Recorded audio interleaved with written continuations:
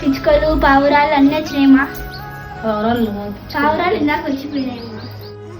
ఇక్కడ గింజలు తిని అక్కడ నీళ్ళు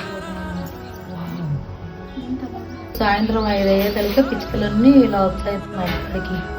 హాయ్ ఫ్రెండ్స్, అందరికి నమస్కారం. నేను ముందుగా అయితే 1 కప్పు బొల్లో పిండి, 1 కప్పు గోధుమ పిండి, తగినంత బెల్లం వేసి బాగా కలిపి నానబెట్టేశాను. నానబెట్టేసి ఇప్పుడు దోశ ఎలా వస్తుందో చూడాలి.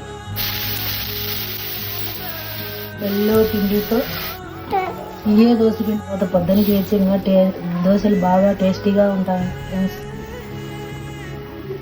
కూర్చోవచ్చు.